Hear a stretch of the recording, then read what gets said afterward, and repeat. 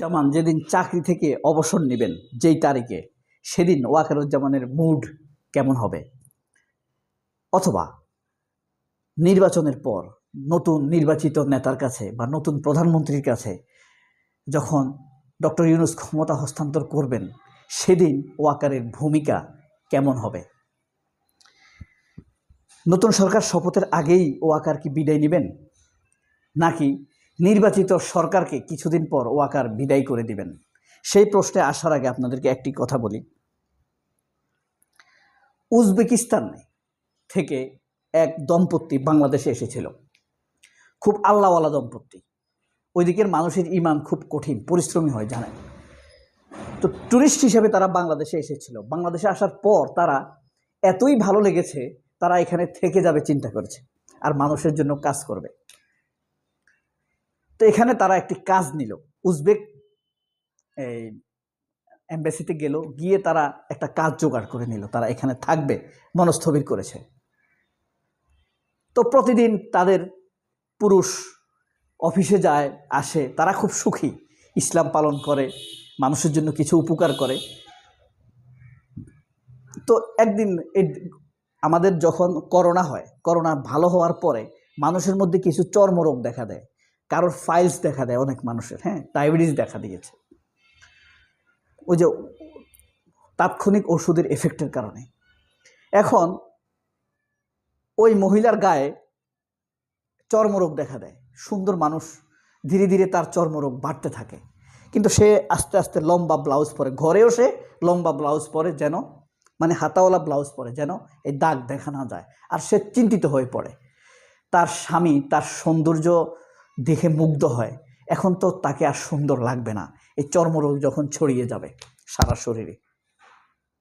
সে আল্লাহর কাছে বলল, এ আল্লাহ, তুমি আমাদের সম্পর্কটা নষ্ট করো না। এভাবে সে তাহাজ্জুদ পড়তো, আর তার রোগ কিন্তু বাড়ছে। হঠাৎ স্বামীর অফিস থেকে ফোন আসলো, তার স্বামী অ্যাক্সিডেন্ট করেছে। ডাক্তারের কাছে নিল, দেখা গেল যে তার স্বামী অন্ধ হয়ে গেল।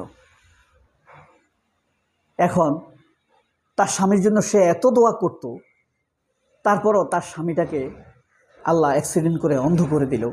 সে বুঝতে পারছে না, সে তাহাজ্জুদ পড়েই যাচ্ছে, আল্লাহর কাছে শুকরিয়া আদায় করেই যাচ্ছে, কিন্তু কারণটা জানতে পারছে না।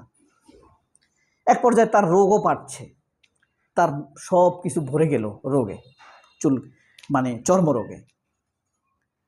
হঠাৎ একদিন সে স্বপ্ন দেখল, বিভ্রান্তির মধ্যে আছে। স্বপ্ন দেখলো কোনো একজন বলছে, তোমার স্বামীর যদি এখন চোখ ভালো থাকতো, তাহলে তোমার চর্মরোগের কুৎসিত অবস্থা দেখতো, তোমাদের সংসারটা নাও থাকতে পারত, সংসারটা ভেঙেও যেতে পারত। এখন এই মহিলা বুঝতে পারলো, আসলে তো তাই। সে যে আল্লাহর কাছে দোয়া করতো, আল্লাহ আমাদের সংসারটা ভেঙে দিও না, এই স্বামীকে ছেড়ে আমি যেতে চাই না, তুমি আমাদের সংসারটা ধরে রাখো। তখন আল্লাহ তার এই দোয়াকে কবুল করতে গিয়েই তার স্বামীকে অ্যাক্সিডেন্ট করে অন্ধ করে দিয়েছে, যেন তাদের সংসার না ভাঙে। যদি তাদের সংসার, তার অ্যাক্সিডেন্ট না হতো, তার স্বামীর যদি অ্যাক্সিডেন্ট না হতো, তাহলে কিন্তু এই খারাপ চেহারা দেখতে পেত, তার স্ত্রীর খারাপ চেহারা দেখে তার মধ্যে অন্য নারীর প্রতি আকৃষ্ট হতে পারত, অথবা সংসার ভেঙে যেতে পারত। যদিও দ্বিতীয় বিয়ে করা গুনাহ নয়, কিন্তু হয়তো এই মহিলার সহ্য হতো না দ্বিতীয় বিয়ে করলে। এ কারণেই সে অন্ধ হয়ে, আল্লাহ তাকে অন্ধ করে দিয়েছে, যেন তাদের সম্পর্ক অটুট থাকে। ওই নারীর দোয়া আল্লাহ কবুল করেছে। এভাবেই তাদের সংসারটা টিকে গিয়েছে। এখন কথা হলো, ইউনূস আর ওয়াকার কিন্তু বিদায় নেওয়ার কথা। নাহিদ ইসলাম আমার দেশ পত্রিকায় যে সাক্ষাৎকার দিয়েছে, সেখানে কিন্তু স্পষ্টভাবে বলেছে যে ওয়াকারুজ্জামান, সেনাপ্রধান ওয়াকারুজ্জামান, ডক্টর ইউনূসের সাথে যে অলিখিত অঘোষিত চুক্তি হয়েছে, ওয়াকারুজ্জামান কমিটমেন্ট রাখেননি, কমিটমেন্ট ভঙ্গ করেছেন। তারপরও সংসার এখনো চলছে। ওয়াকারের কুৎসিত রূপ ধীরে ধীরে আমাদের সামনে ওপেন হচ্ছে, ভিজুয়াল রূপ ওপেন হচ্ছে, ওই নারীর চর্মরোগের মতো। এখন ওয়াকারুজ্জামানের চর্মরোগ এমন হচ্ছে, ওয়াকারুজ্জামান ঈশ্বরের কাছে কি দোয়া করবে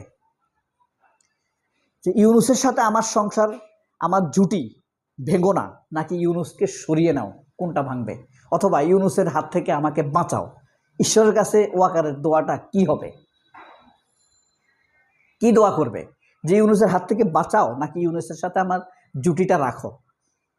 ওই নারী কি দোয়া করছে? স্বামীর সাথে তার জুটিটা যেন থাকে। কিন্তু ওয়াকার যদি বলে এ আল্লাহ ইউনুসের সাথে আমার জুটিটা রাখো, তাহলে ইউনুসেরকে তাকে মানতে হবে।